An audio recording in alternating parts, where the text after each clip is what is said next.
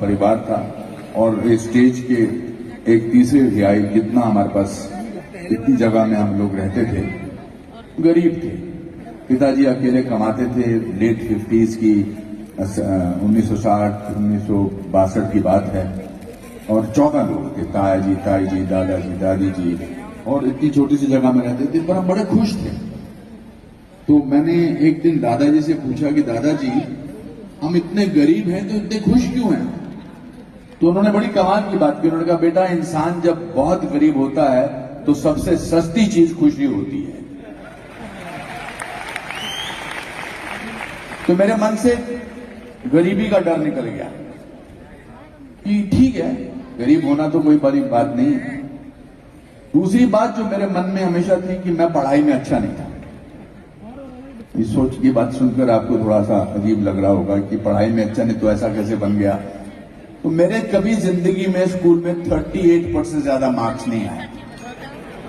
इस पे ताली मारने की तो कोई बात ही नहीं बनती है। अब मैं आपके साथ एक छोटा सा गेम खेलता हूं कि ऑडियंस में जितने भी लोग हैं उनमें से 50% से ज्यादा जिनके मार्क्स आए हैं वो अपने हाथ ऊपर खड़े, ऑलमोस्ट 100%। टावड़ा जी ने हाथ ऊपर किया। 60% से ऊपर है जितने वो भी हाथ खड़ा करें। तो राजी आप भी करिए। ओहो, ऑलमोस्ट 70%। चलो आगे चलते हैं थोड़ा सा। 70% से जितने मार्क्स आए हाथ ऊपर करिए। फिर भी आप नीचे बैठे, मैं यहां खड़ा हूं। तो कुछ तो अच्छा मैंने किया है कि जिसकी वजह से मुझे यहां बुलाया गया। इसका मतलब ये नहीं कि मैं आपकी उपलब्धियों की सराहना नहीं कर रहा हूं, पर थोड़ा सा आपसे विपरीत, थोड़ा सा, ज्यादा नहीं, विपरीत सोचता हूं। और वो पैसे को लेकर। पैसा कमाना बहुत जरूरी है सर, बहुत जरूरी है। पैसा कमाने के बाद ही आप पैसा बांट सकते हैं, क्योंकि बिना कमाए कैसे बांट सकते हैं? पैसा होगा तो अच्छे विचार आएंगे, एक अच्छा करने का दिल करेगा, मंदिर बनाने का दिल करेगा, इतना भव्य प्रोग्राम करने का दिल करेगा। तो आपकी बात और मेरी बात ऑलमोस्ट सेम है।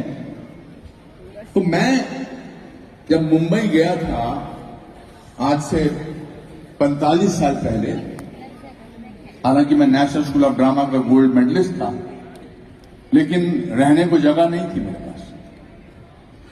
मैंने बहुत सारी रातें रेलवे स्टेशन पर गुजारी, एक बेंच के ऊपर। और ये सच बात है, मैं इसलिए कह रहा हूं ताकि आप लोग सपने देखना ना बंद करें। आप लोग छाबड़ा साहब की तरह ऐसी जिंदगी के बारे में सोचें कि आप में से भी बहुत सारे लोग अनुपम खेर बन सकते हैं, छाबड़ा साहब बन सकते हैं।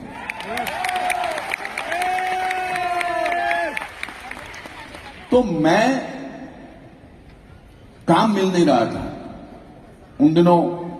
हेयर स्टाइल ज्यादा इंपॉर्टेंट थे और पढ़ा लिखा भी था, गोल्ड मेडलिस्ट था ड्रामा स्कूल से, दिल्ली से।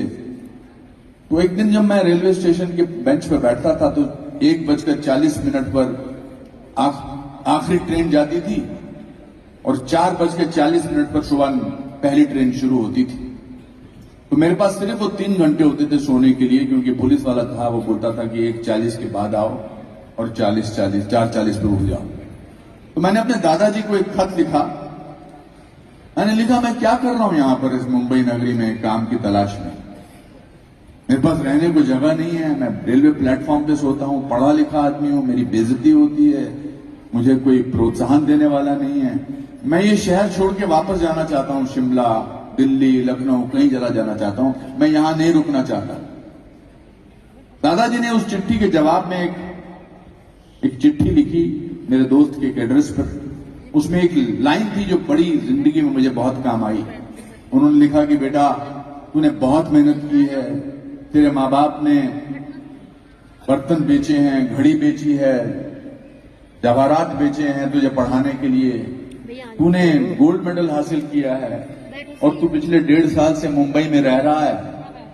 थोड़ी देर और रुक जा और याद रख, भीगा हुआ आदमी बारिश से नहीं डरता।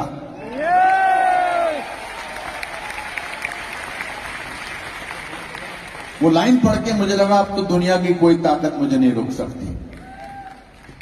फिर मैंने